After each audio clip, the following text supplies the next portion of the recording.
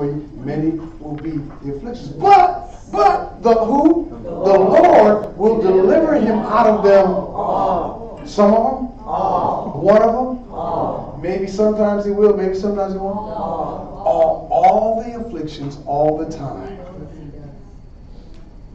It's just in the midst of the affliction, where do you turn? I don't know about you, but sometimes I feel sorry for myself. I pat myself on the back and say, I didn't deserve this. I don't know about you, but I've done that. I didn't deserve this. And you know what? You didn't. Jesus is for you, and I'm going to quit because I've said enough. Are you ready, son? I'm ready for, I'm ready. I'm ready. Can I say this one last thing before he comes? You can tell me. When you respect God's voice, it shows by how you respond. How you respond to someone's statements is the determining factor to your level of respect. How you respond. If that were Kenneth Copeland, how would you respond to what he said? Who's your other favorite preacher? Somebody give me a favorite preacher. Kenneth Hagin. If it was Kenneth Hagin, well, he sure don't look like Kenneth Hagin. But you know what I'm saying? When you respect someone, it's what you do with what they say. And what we've got to learn to do is understand that we are all indwelled by the Spirit of God. He's talking through us. Even though this may seem like a disjointed statement, God is trying to get us to start praising him in the midst of difficult circumstances and believe him no matter what's going on, because that is the pathway out. To dwell on the problem keeps you.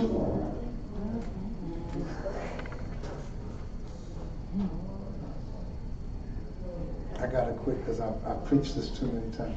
My son is a man of God. Do you want my life? My son is a man of God. He's called of God. My sons are, where's Ellie? They're all, my daughter, my family's called of God. And I'm grateful.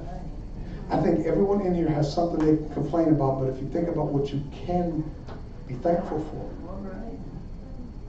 I'm out doing some stuff. I've seen people in wheelchairs. A guy who could not move and has to do everything through a thing that goes into on his wheelchair. He's controlling the wheelchair through his mouth. Another girl, young girl, maybe 15 years old. Can you imagine me at 15? You don't know wrong. 15 years old and debilitated, can't get around. Come on. Yeah, you might have something rough going on, but somebody else has got something worse going on. Be thankful for what you do have. If you came in with a walker today, at least you got in. I'm just saying. And things can get better. Our first pastor say, thank God for how good it is and that things can get better. See, sometimes we grumble about the way it is and don't give thanks for how good it is. Because whatever it is better than somebody else's best. I'm done.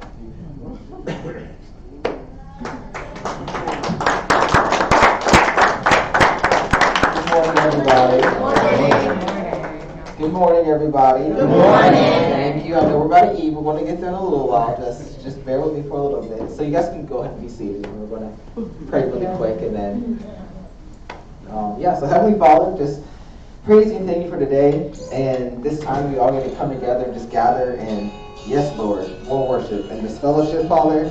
And I just praise you, thank you for this time that we're going to have together. This time we've always spent so far, Father. And sorry. You're good.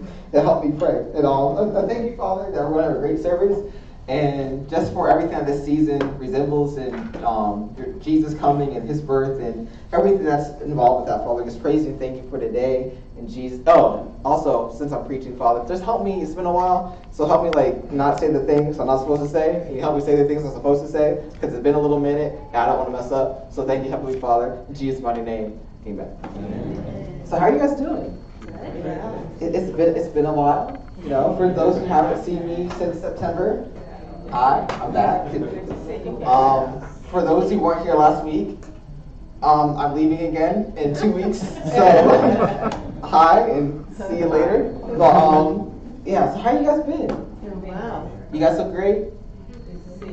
You guys look great. I don't know why I asked like that was a question. You guys look great. Do you guys feel like you look great? Do you? Yes. Huh? Oh. My girlfriend was letting me know that I look good too, I think. So I'll take that. But can we clap it up for Tiffany, by the way? She was able to come forward. So, as you know, I've been in North Carolina and serving at a church up there. And the message today, I apologize. It's kind of like heavy and like almost like, I don't want to say a burden, but like when I felt like the message I believe the Holy Spirit was wanting me to speak this morning, I'm like, it's not a Christmas message, you know? And it's like, it's a Christmas season, so it's like, what better message to bring than like Jesus being born in a manger and everything like that. And God's just like, yeah, that's cool and everything, Cameron, but like, you're only here for 2 weeks and then like you go back to North Carolina. So I needed you to share something that might be like a little challenging and awkward. And I'm like, God, that's not me. I don't do that. Like my dad does that stuff. I don't need to do that. Like they love me. They love my dad too, but I make them laugh. I don't need to challenge them or anything. He's just like, no, Cameron, you need to be obedient. And I'm like, okay, cool, God. So, as you all know, I start with the story typically when I preach. That hasn't changed. So I'm gonna start with the story. So during my internship up in North Carolina, it was at Elevation Church. For those who don't know, Pastor Stephen Furtick is the pastor, and all the interns we get to have like a teaching session with Pastor Stephen. So like we all decorated the room and everything. He like set scheduled time out of his busy schedule just to come sit and talk with the interns. So when like he came into the room and everything, and everybody's like we realized, like first of all he's like almost my height, which made me feel good. Like I'm just like, I feel good. I feel secure in my height now, because it was something I talked to my parents about too, because I felt insecure in my height. I'm just like, how am I supposed to like travel and like go places, like be able to preach to people, and like I'm just like 5'8", you know, 165 on a good day, and you know, so I know the problem, right? And I'll just be quiet about my weight, because my sister's going to beat me if I make another comment about my weight. Anyways, so we met him, and he's a little bit taller than me. He's a lot buffer, of course, but a little bit taller than me, right? And so he comes into the room, and he's like shaking everybody's hands, and like all the interns are like, some of them are like geeking out, big smiles on their face, and they're just like, oh my gosh, like somebody I looked up to, low key, high key. There was somebody I looked up to as well, and you know, like one of my spiritual heroes. And of course, I didn't lose my cool. I kept my composure. You know, I didn't freak out. On the inside, I was totally fangirling. Like it could have been like Justin Bieber, like Jeffrey Osborne for my mom, or like Boyz II Men or something like that, right? And I was kind of like freaking out on the inside, right? So he's walking around shaking everybody's hand, and he comes up to me, he shakes my hand, and like he looks at my name tag, and he's like, Cameron. He's like, I was like, you saw my name, you didn't say anyone else's name, right? And then, so he's just like, Cameron, you're a really handsome young man. And literally, I'm like, and all my fellow interns heard it, and they laughed, and they looked and just like, Pastor Steve just called you handsome, bro. Like, he just called me. So like, of course, in my mind, I'm just like, he didn't call me handsome. Like, he's like, you're a really handsome young man. I'm like, he just kept walking, like nothing happened. In my brain, I'm like, what do I say? What do I say? What do I say? You too. No. Thankfully, thank you finally came out. As I keep walking away, I'm like, oh, carry the one, articulate, what do I say? Thank you, right?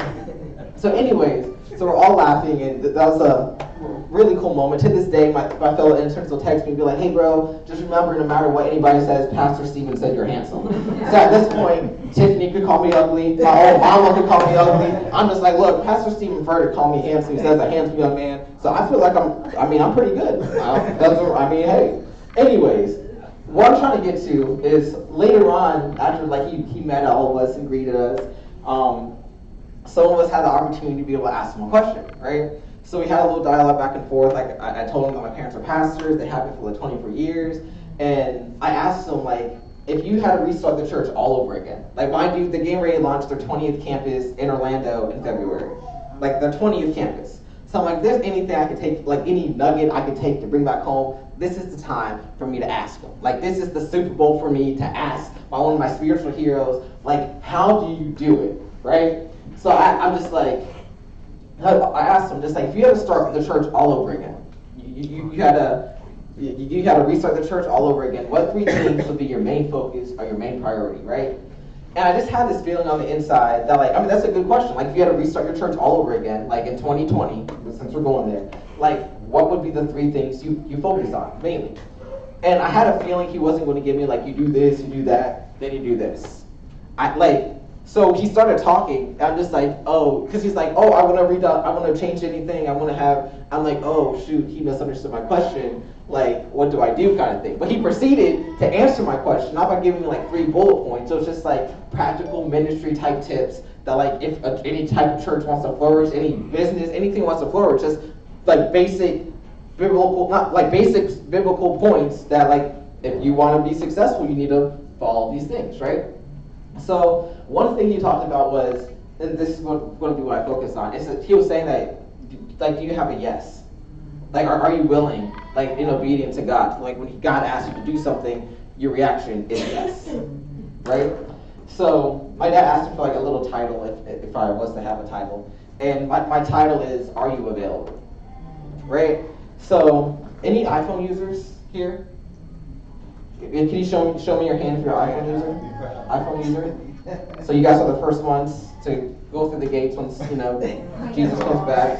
iPhone users go first. Android, Google, everything else, I apologize. But it's in Genesis, I think, before chapter 1. Anyways, there's this feature, I love it. I've come to love this feature. It is sad. I've come to love this feature on my iPhone. I don't know if the other phones have it. iPhones are superior, so I just assume iPhone's the only one that have it. Your phone might have it. But it's one of my favorite features, and it's this little button right here. It has like a half moon. If you can't see it, it's like a half moon icon. You hit that button, and instantly my phone goes on to Do Not Disturb. Now, what does that mean? That means anybody in this room could call my phone. I could be holding my phone. I could be talking on my phone. Anybody can call my phone, and my phone will not let that message get to me. Like, unless you're my mama or my dad, unless you're my favorites, and like you call me, that's the only people that their phone calls or text messages get through. If it's just anybody else, my phone could be sitting right here. Christopher and Josiah can be playing on my phone. You can call me, text me, beat me if you want to reach me, Kim Possible if you want, and you will not be able to get through to my phone, right? So I'm just like that. I love how, like, our phones have that, right? And one reason I started using it so much was when I was working at UPS. I've been delivered, thank God. I've been delivered from UPS. I have been. Thank you, Lord. He is good all the time. And as Kenneth Copeland would say, Jesus is Lord. And sorry. Anyways, it's been a while. Just bear with me. Anyways, when I used to work at UPS, I would literally sleep with my phone on Do Not Disturb, because UPS hours, they don't really, like, just UPS people in general, they don't really, your hours, your sleeping schedule, they really don't blend well or care at all. So you could get a text at 11 o'clock at night, you could get a call at 1 o'clock in the morning, it may vary, right? So I learned to sleep with my phone on Do Not Disturb so I can actually sleep at night. But what I come to realize is that in some aspects of my life, I've been living with, like, my life on Do Not Disturb. Right now with other people, because, like, you can ask my parents. Since I've been home the past week, I've been, like, all over the place, extremely busy, been hanging out with friends, catching up. Since I leave in a couple more weeks, I've been all over the map, just, like, hanging out with people, right? So, but I realized, like, when it came to God, like, I had put myself on, like, Do Not Disturb at certain aspects. Like, he'd be like, hey, Cameron, do this. I'd be like, yeah, cool, God, I got you. He might say, Cameron, do this thing that's challenging, and I'd be like, God, I'm sorry, but I'm on Do Not Disturb, and you can't reach me right now. I apologize. I love you, but, like, I'm a little busy right now, God. Right? Is that anybody? Can anybody relate? Yes. Honestly, can we relate? We sometimes put God on Do Not Disturb, like, when we're honest, Yes. right? So we're going to go to 2 Kings chapter 4. Did somebody try calling me? Who tried? Oh, Miss Deborah tried calling me, and look, I didn't get notified. See, it didn't ring, didn't it? See, it was a test. Y'all thought I was playing. No, it's a thing. Some people they realize that feature on their phone just now. See, you came to church, you got a good word, and you got a helpful iPhone tip. There you go. Why did that country app? 2 Kings chapter 4. So some of you Bible scholars probably already know the story, but we're going to read down from verse 1 through verse 7. And it says, now the wife of one of the sons of the prophets cried to Elisha, your servant, my husband, is dead, and you know that your servant feared the Lord. But the creditor has come to take my 2 children to be slaves. And Elijah said to her, what shall I do for you? Tell me, she said. Your servant has nothing in this house except a jar and oil. Then he, Elijah, said, go outside, borrow vessels from all your neighbors, empty vessels and not too few.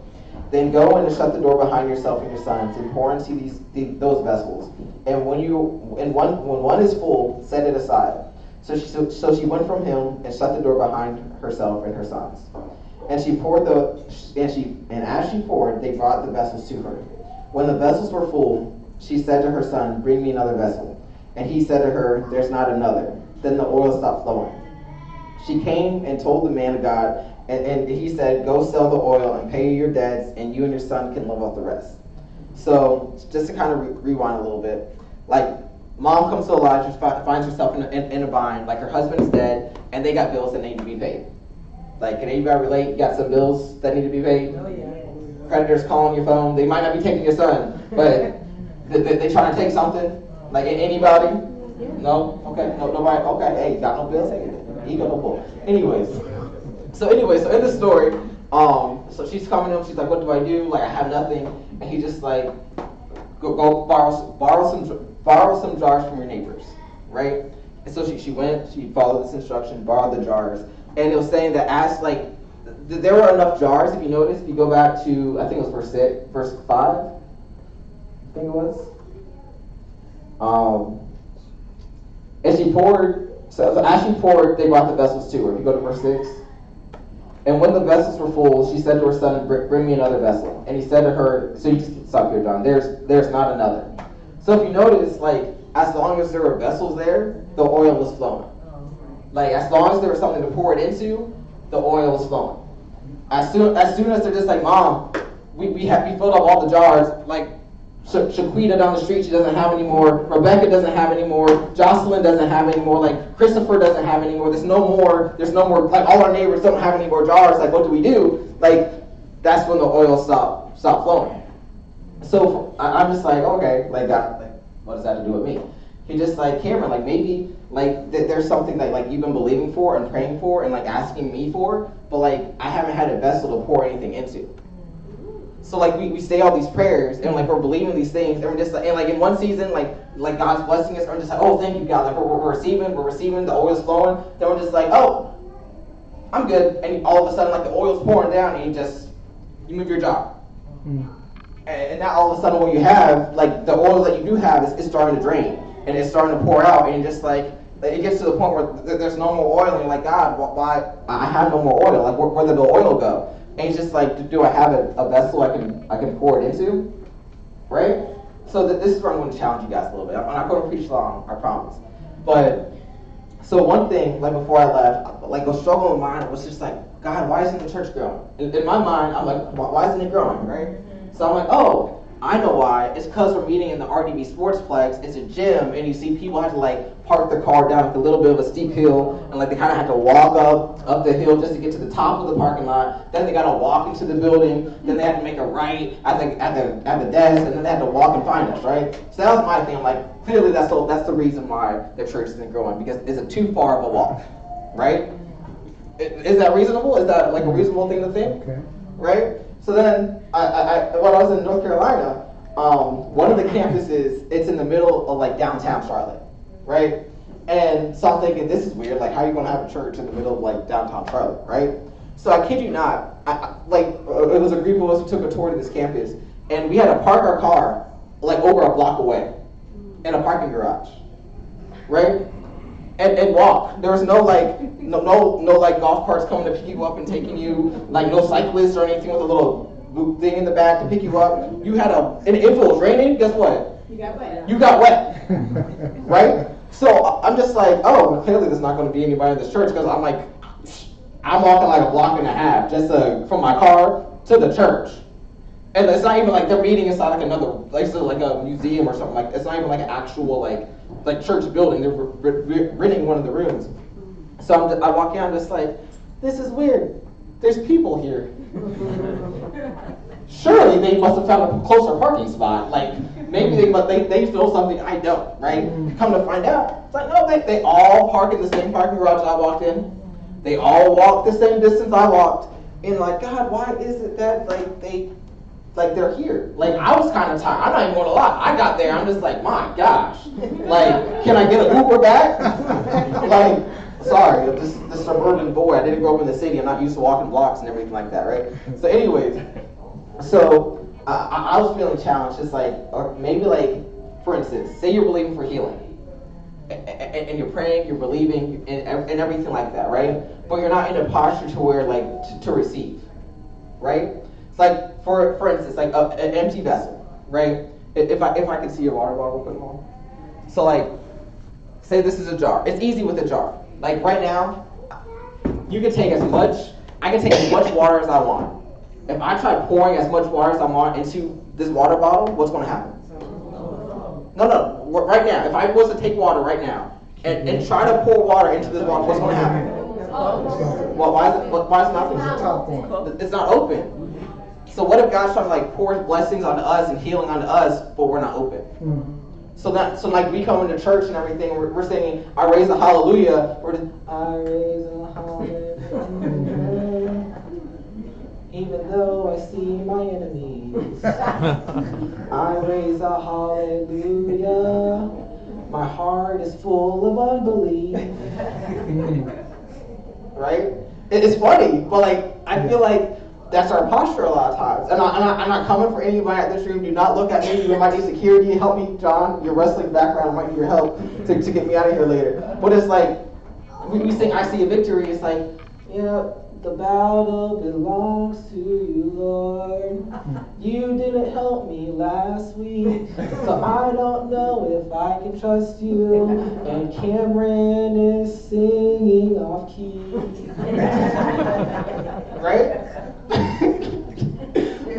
But what if we came in and we're just like, you know what? Like, God, there's something that I'm believing for. And like I'm going to take my cap off, and I'm going to like put my ego down and my pride down, and I'm just going to come, God, and I'm going to press in, I'm going to seek you, and I'm going to come like this woman did, and get as many empty vessels as I can, because I feel like we overcomplicate like what an empty vessel might look like. For instance, this water bottle. I did not plan this at all. I promise you. This water bottle. What was the only thing difference between like being able to receive now and not being able to receive before? The cap. So what's your cap? Like, what's in your heart that's blocking you from God being able to pour in that thing? Because look how small this cap is. If this was not my mother's water bottle, I will show you how small and insignificant this water bottle, this cap is, but just stomping on it and breaking it. Like, it's nothing, like, there's no barrier, there's no strength behind this cap. There's nothing behind it. But, like, when you put it on, it doesn't allow anything in. So, like, what thing is in your life? Thank you, Mom, for your water. So it's like, what thing is it in your life that just like, it's a cap? It might not be like this huge thing, it might not be like this huge sin, it might not be like anything crazy, it could be like this small, little, insignificant thing that like, is blocking you. Like, when God's trying to pour blessings in and everything, your mindset is shifted. Because like, one thing I learned, I was serving at a church. Like, at Elevation, being paid at Elevation, and I'm still like, God, why do I feel like I'm empty? He's like, because I don't have a vessel to pour into, because if I'm the empty vessel, I'm going to need a bottle again, Mom. I'm sorry. Wait, where's my bottle? There we go. It's a little bit more empty. Appreciate it. So, this is how I felt at times in North Carolina.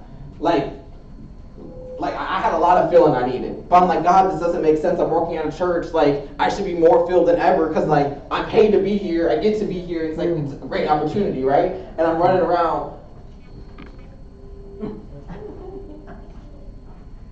God, I'm almost at my breaking point. God, why is it? Yeah. And say, for instance, like, the water hose is right here. Like, the blessing is right here. Like, he's pouring down stuff right here. I went from being here to, I got to go here. I got to go here. I got to go. I'm like, God, why am I not getting filled up? He's just like, because you're not coming to the place that, like, it fills you. Like, so I keep moving. I keep busying myself. I'm like, oh my gosh, I'm all over the place. I never once came and, like, got filled up. So I feel like a lot of times, I know it's the holiday season, we're all busy, we're all running out getting gifts. I still have like all my Christmas shopping to do. I know it's terrible. pray for me at the mall today that I don't lay hands on people. And but anyways, it's like, I think so often, like for instance, if this woman, what if she was just like, oh, I can't go get the jars today to fill them up with oil because I need to be at my second job or my third job, or I need to be I can't spend time with God today because I need to do this, I need to do that. Like we have caps. That's what I'm trying to get at. We have little caps that all it is just a slight mind shift, a slight adjustment that gets us to a point to where like the blessings are able to flow and that thing is able to like pour in. So like during worship, might not be like just waiting till like how many more songs? Is this the third song? Fourth song? We surprised y'all today. We did 5. Just in case you guys were counting, we had to throw an extra one. But it's just like, what's our mindset? Like mindset like? Like even while like my dad or somebody else is preaching, like what's our mindset while we're sitting here? Is it just like, oh, I checked off my Christian duties today. Oh, I did that. Yes, I'm going to heaven. Congratulations. Right? Because like, what was the scary thing for me was that being at Elevation, I was at their broadcasting campus. So it's like the one where like Pastor Stephen's preaching from and everything like that. And at the end of every weekend, it's funny because like people would attack Pastor Stephen, the church, all this other stuff like crazy stuff. And my thing is, if they ever walked into like an altar call, they would not have anything to say. Because literally he'll be like, just if you accepted Jesus, just on the count of 3, everybody raise your hand, right? And when I tell you how many hands go up, I'm like, how is the whole state of North Carolina not saved? Because unless people are getting saved they got saved last weekend, they're going to get saved again this weekend. I'm just like, this does not make sense, because all over 19, 20 campuses, people still raising their hands every Sunday. And I'm like, this does not make sense. But it showed me, because it's funny, because as big of a church as Elevation is in North Carolina and globally, there's still people that work right across the street from their main offices that never heard of the church. Wow. Right across the street at the hotel, somebody was just like, hey, they asked one of the other staff members, like, hey, where do you work? He's like, oh, at Elevation, the church right across the street. They said, there's a church right across the street? So if a church that big, there's still people that aren't being reached. It's just like, I feel like we could definitely do some more reaching, right? And the only thing is, just, are we available? Like, are we actually like, because we can't use the excuse of, oh, they have a long walk from the bottom of the parking lot to the top of the parking lot. There's people walking blocks. And I'm not just saying like young adults, young people. I mean all ages walking this block just to get to the church where they're going to use earplugs because it's so loud in there. You think I'm joking? There's earplugs at the door in case it's too loud for you. But so it's like we can't, like, there's no excuse. It's like the only thing that there is no excuse. Like, honestly. It's like, if we truly do value what Jesus did for us on the cross, it's the reason for the season, right? So he came, he was born in the manger, but ultimately he died, and he rose again for us, right? And that's like the best gift he could ever give us. Is now we get eternity in heaven. So it's like, what's the best way we can like return that gift back to God? Tell other people. If you keep it to yourself, it's like, what kind of a gift is that? If you literally keep it to yourself. And it's really, might not compute, it's really weird, really crazy. But, so I was sitting with my grandpa a couple of days ago, and I was hanging out over at his house, and he looked up at the pictures, like all the family pictures and everything, and I saw him looking up there. I'm like, Poppy, don't do it. Don't do it. Don't do it. And he's just like, oh, it's going to be the first Christmas without Nana. And I'm like, he did it. Oh, gosh. And my mom, I was the only one there. Like, my mom wasn't there. Nobody else was there. My mom was running errands for him.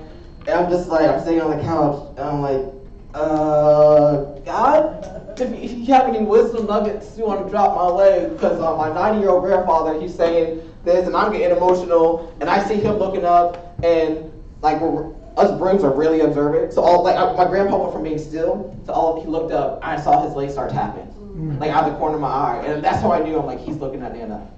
He's sorry. So when he said it, I'm just like, oh, what do I say? I'm like, so I'm just like, yeah, Poppy, I know. And kind of let the moment breathe for a little bit. And I'm like, so Poppy, what do you want for Christmas? right? My 91-year-old grandpa, he turned, he said, I want a Lexus.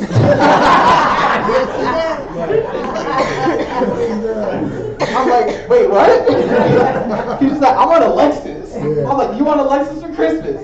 He's like, yeah, I want a Lexus. I'm like, that's it? He's like, no, and somebody to drive it.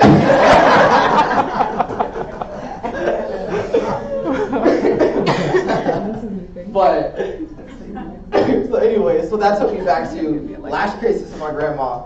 I remember, like, I didn't have time to go to the ATM and like take money out, so I was going to give her money for the Christmas and everything.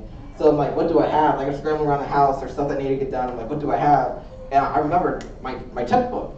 So yes, I have a checkbook. I'm 24. I have a checkbook. I know how to use it. You know, carry the one. And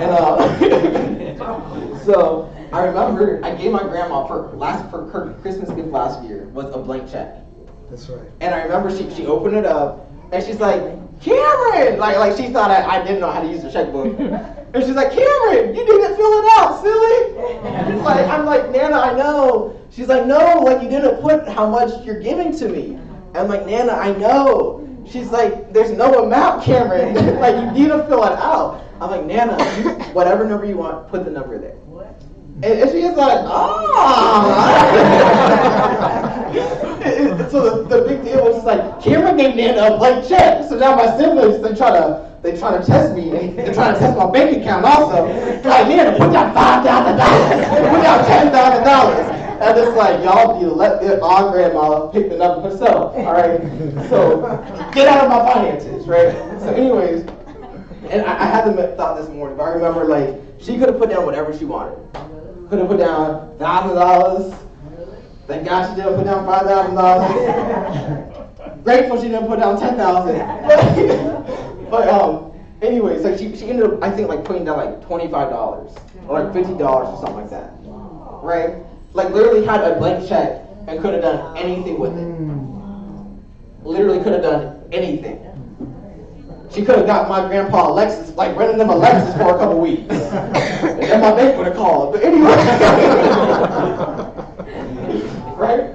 So it's like, God literally, like, there was a blank check, and he literally, like, he just didn't put down, like, $10. Like, he took Jesus, and he literally bankrupted everything.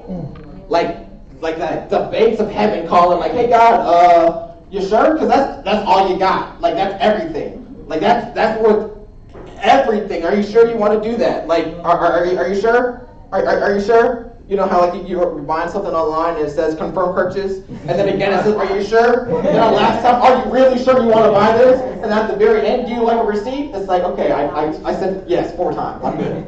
Right? But back to the worship we go.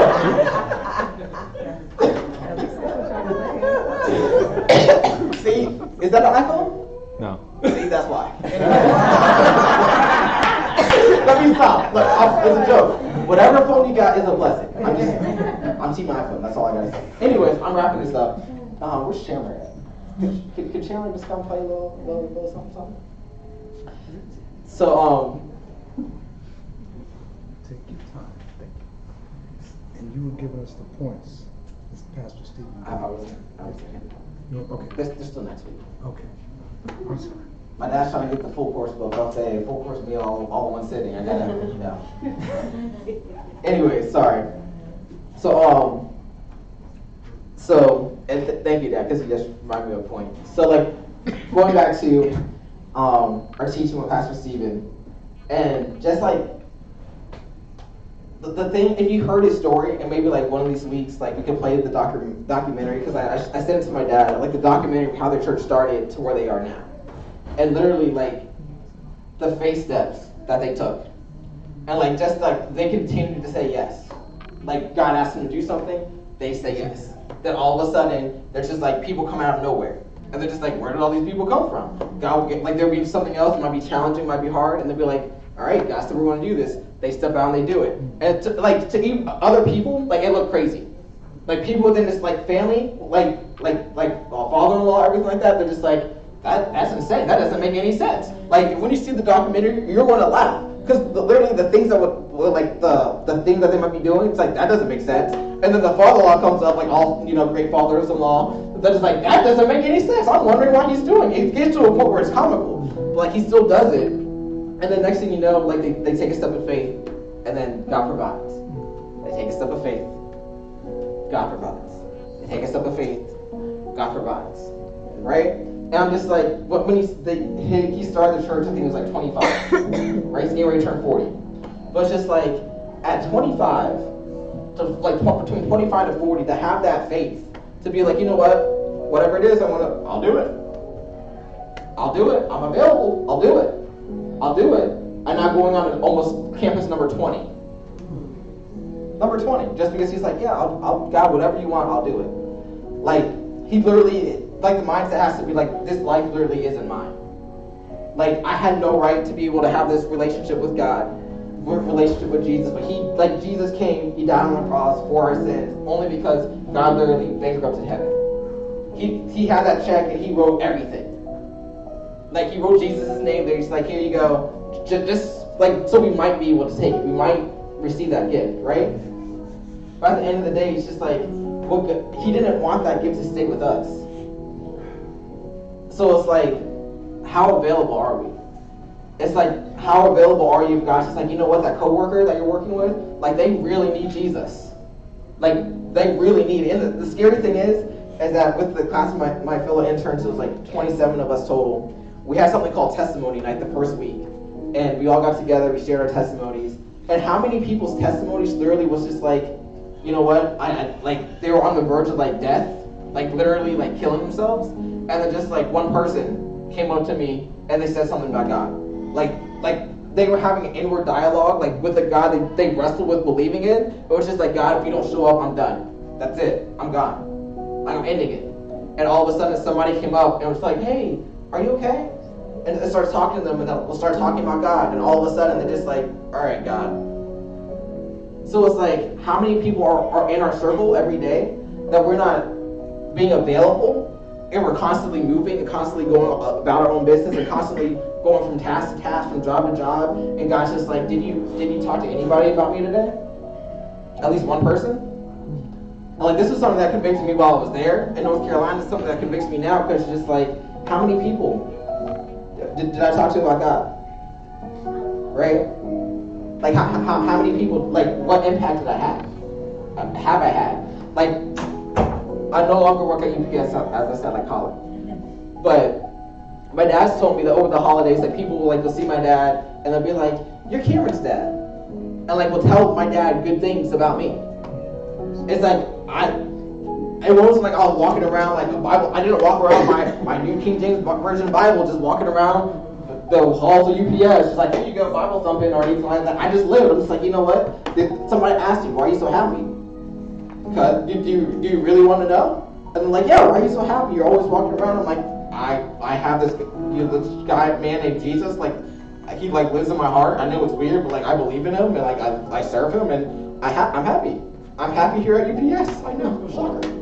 Like, right? But it's like, are we living our lives to the point where somebody's like, you know what, I want whatever they have? Or are we living our life where it's just like, you're saved? Like, you go to church? Are you sure? Because everything you say is negative. There's no faith in anything you say. Are you sure you really believe in him? Right? So it's like kind of awkward and it's like kind of challenging, but it's like, how available are we? Like if you're driving and God's just like, hey, you know what? Pull over to the side of the road. You see that guy there? Like, just pray for him. Like, are you that available? Because something that happened to me is like, I kind of realized I'd taken so much for granted. And I was even with Tiffany. It was like last week.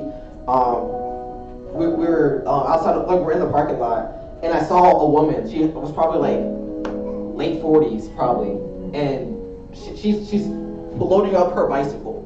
I'm sitting in my car, my 2015 Toyota Camry. I'm sitting in my car, right, that I paid for, and this woman's on a bike. And literally, I'm just sitting there. I just like we're having a conversation. I'm just like, this is really random. And she's like, what? I'm like, I had no idea how grateful I am. Like, I've never had to ride a bike in the rain, like for transportation, like even like in the silver bullet days. My parents still a car. That even in the silver bullet days, or like the Audi didn't have reverse days, like I still had transportation to get from point A to point B. So I've been like so ungrateful. Where I'm just like, here I am sitting in a nice car. People compliment my car and they swear I got a Toyota Camry because it goes along with Camry and Camry. I don't know, it's weird. But I realized like how, in a way, not ungrateful, but I never really stopped to be like, you know what, God? Like, thank you.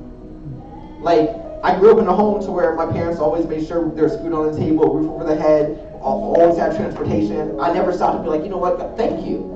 Like, so are we living in a life where we're just like, we never stop to say thank you? Or we're just like living, like going from thing to thing and never stopping to be like, you know what, God, you did all this for me. Like, thank you. Like, is there anything I can do for you? Like, what would you have me do today? Right? And I'm going to end with this. And so as you know, I shared it last week. If you weren't here, I'm going back to North Carolina. They asked me, my internship was over, but they asked me if I'd come back and lead the next group of interns that comes in starting in January. So I'm going to be one of the leaders to help lead the next intern class. And it was something I was wrestling with, to the point to where I got offered it on Thursday. 2 nights before, Tuesday night, I fell asleep and I had a dream that my intern coordinator, like my boss, asked me, like offered me the position, and like even in the same room. And it was like such a vivid dream that when I woke up the next morning, like I talked to Tiffany later that day, I'm like, hey, so like, how do you feel if I stayed here for another 15 weeks and they asked me to be a lead intern?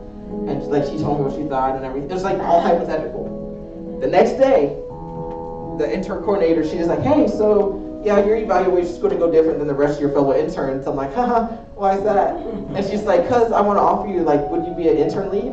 And I literally laughed, like out loud, like I don't want to say crazy type laugh. It was just like, it was weird. Like if it's just like if we're having a conversation, I'm like, like it's weird. Like why? And she even looked at me like, why are you?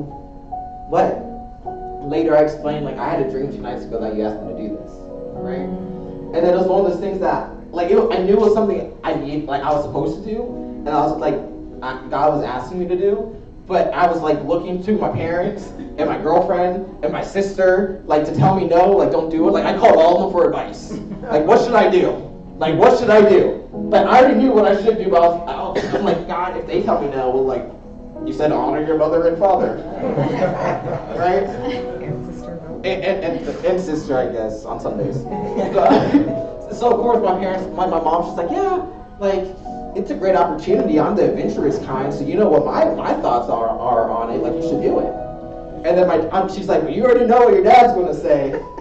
And I'm like, yeah, I'm just kind of avoiding that call. So I call my dad, and my dad, like, long story short, he's like, Cameron, I'd love to have you here. You're definitely missed here. But he's like, what's another 15 weeks of like sitting under a ministry and growing and learning for something that could set you up for a lifetime of ministry? I'm like, Dad, that's not what I needed to hear. Like, you were supposed to tell me no, come home, come back to your comfort zone, come back where it's safe, come back and like, that didn't happen, right? So I called my sister, and my sister straight up, she's like, you know what, Cameron? Sounds like you're scared.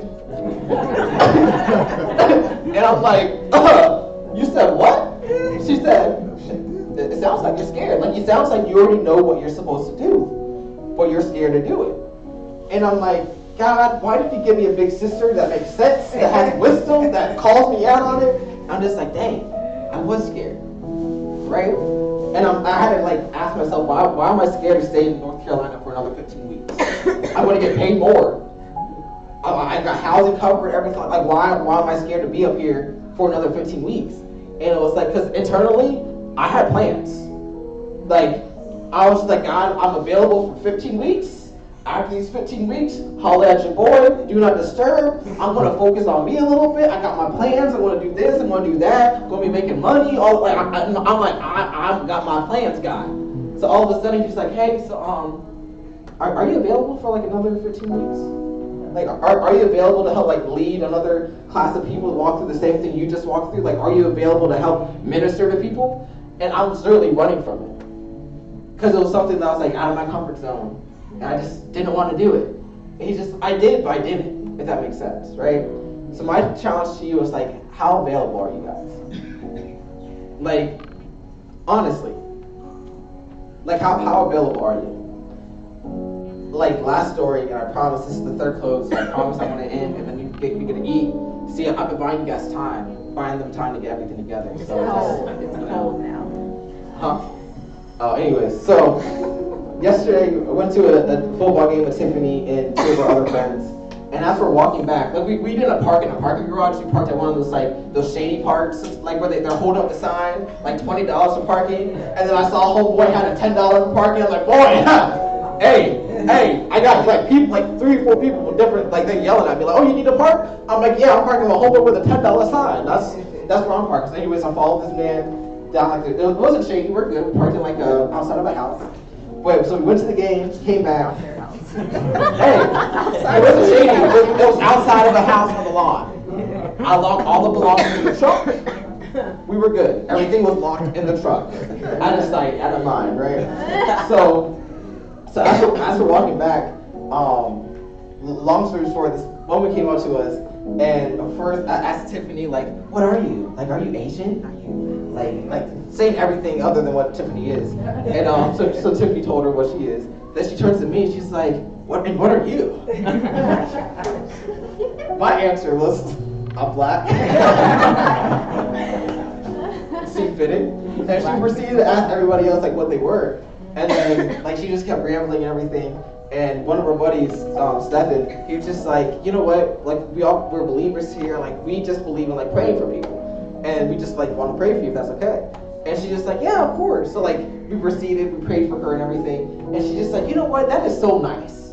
Like she put down smoking, but she was smoking. It wasn't a cigarette. I just put it that way. And she was high on something else. Anyways, like, but she was just like, you know what? You guys are so nice. It's like I love seeing young people serving the Lord. And you know what? And she's like, you guys stopped to pray for me? Like, y'all took it out. Y'all have places to be. She proceeded to try to get a ride from us everywhere. Anyways, our prayer really hit home for her. All right, she just didn't want to leave her presence. Anyways, but it's just like, how available are you? So we're like, somebody random might come up to you and like they might seem a little like weird. I'm not saying put yourself in danger or anything like that, but it's like, how available are we? Like, do not raise your hand. Do not. I repeat. Turn to your neighbor and say, do not. Raise your hand. Turn to your other neighbor, you might learn by hearing like me, and say, do not. Raise your hand. All right? So what are you not going to do? Raise your hand. Okay. What are you going to do? Not raise your hand. Okay, just making sure. All right. So, how many of you, and this is an internal question, remember, internal questions. Well, how many of you guys invited somebody to church within the last week?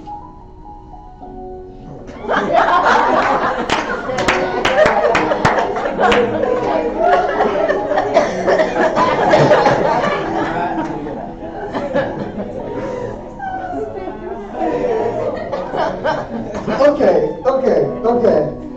Again, do not raise your hand. Do not. I just want to close my eyes because I can't. Raise your hand. No, don't. Okay. Think to yourself. Think to yourself. Thank you, Dinesh. Thank you for your wisdom. If you invited somebody to church within the past month, have you talked to somebody about God within the past month? Have you asked somebody how they were actually doing? Not just like the surface level, like, oh, how are you doing? Have you asked somebody how they actually are doing within the past month? I said, do not raise your hand. Anyways, my point is, if you're feeling like some type of not conviction, just like something like in your chest, just like, ooh, that's me, like I did it. I haven't talked to somebody the past month. Like, you know what? Past 3 months, maybe you haven't talked to anybody about God. And like, I'm checking myself too when I say this. I'm just like, oh, throwing shade at you. I'm checking myself also. Because it's like, what are we here for? Are we just here just to have like a small church and just, it just be us? And like, we just look out for each other. We just have, like, yes, we want to look after each other and have each other's backs. But it's like, are we bringing new people into the family?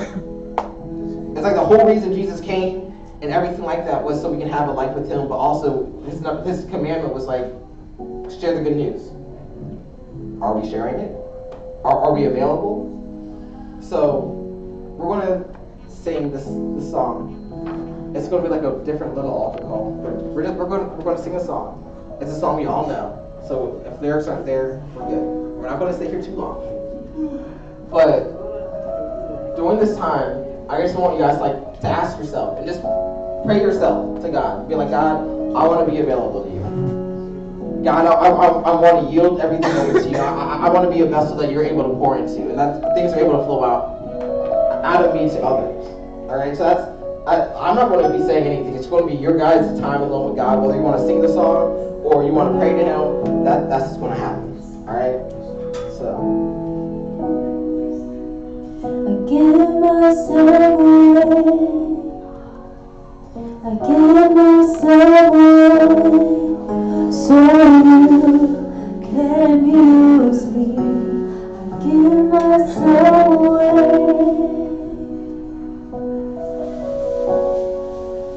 I give myself away. So you can use me. I give myself away.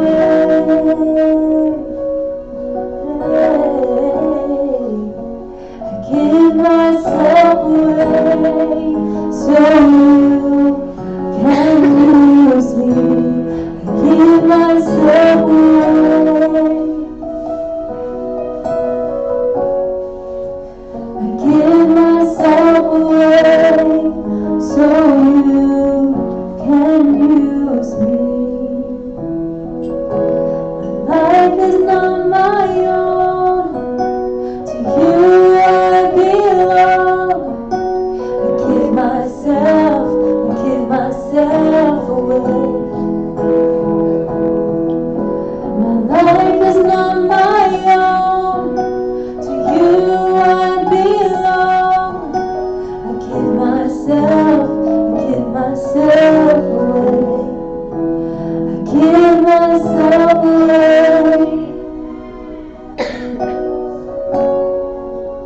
I give myself away, so you can use me. I give myself away. I give myself away, so you can use me.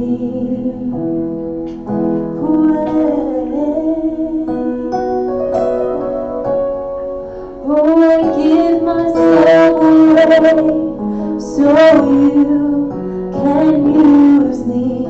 I give myself away. I give myself away, so you can use me. My life is not my own. To you I belong. I give myself away. My life is not my own. To you I belong. I give myself away. I give myself away. Oh, I give myself away, so you can use me. I give myself away.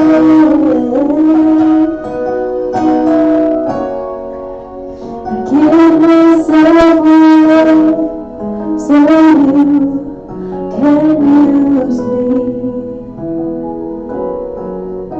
So really quick, we want to pray. And I just want to pray over everybody because I feel like this is something we all can work on and all would raise our hand for. But Heavenly Father, I just praise you and thank you for the message that went forth and everything you said today, Father. I just thank you that every heart in this room becomes more available to you, and that we yield ourselves and turn ourselves over to you, Father. And that no matter what it is, no matter if it's a big thing or a small thing, we just turn over our whole lives to you, Father, because we realize this life is not ours. This life that we live was bought with a price. And we just thank you for, yes, everything that this season means and the birth of Jesus, but we just thank you for his whole life. And that we're able to live out of the life that he lived for us, Father, the life that he died for, God. So we just ask that we're more available to you, Father. You put just a burning desire in our hearts to seek after the people that most probably won't look after, Father, and just pursue those that most people have forgotten, Father. Whether it's a coworker, whether it's somebody that's in our family, we just ask that you put a desire in our hearts that we want to share more about you and just share who you are and share your love to other people, Father, and that we don't keep this precious gift to ourselves, but that we share with others, and just help us to be more in tune with your Spirit, Father, and doing everything that you ask us to do. In Jesus' mighty name. Amen. So we're actually going to, not to make a hard shift, but shift and turn into tithes and offerings. If you haven't prepared your tithes and offerings yet, if you need an envelope, you can lift up your hand and we'll give you an envelope.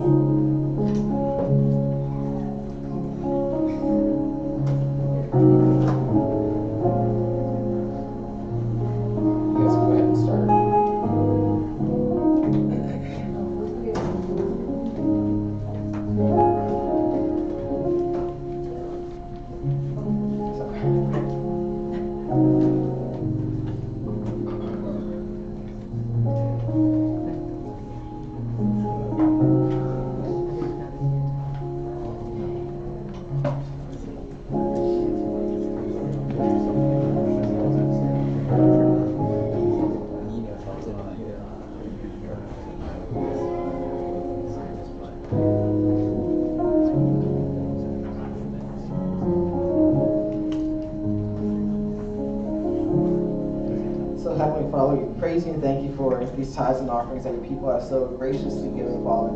And we just thank you for each and every single heart that is tied with the seed, Father. I think that the seed is going into good soil, Father.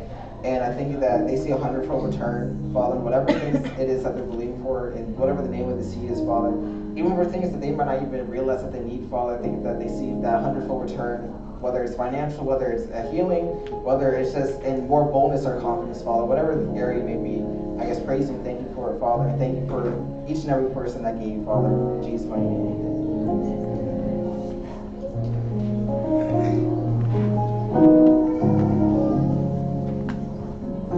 Thank you, Cameron. Come on, everybody. Give it up for Cameron, please. Give it up for Tiffany. Amen. David's gone. He never took one lesson. The boys over here playing. He writes music. You know, God is good. God is good. I don't know about the gifts back there. I'm not sure who's handling that. Is that, Helen, can you tell me anything about the gifts? Is that supposed to?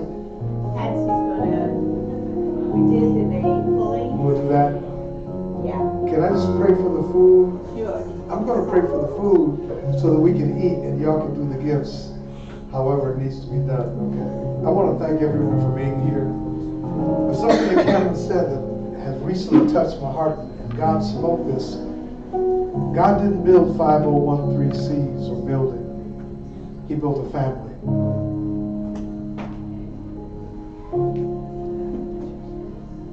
God built a family. And God wants to grow his family. He can only grow his family through his family. Allowing him to reach other members of the family he wants to grow. He's not building buildings. The buildings will be needed to house the family. You know, you didn't need a room for the baby until you had one. Father, we thank you for your word. We thank you for your son. We thank you for your presence in our lives. Help us never to forget the reason for this season. Help us to have great joy in this season, great rejoicing in this season, but to keep our perspective and our focus on you. I pray that we're always available so that you can flow through us and work through us. Thank you. Father, we declare that the food that we're about to receive is blessed and sanctified by your word, by this prayer. In Jesus' name, amen.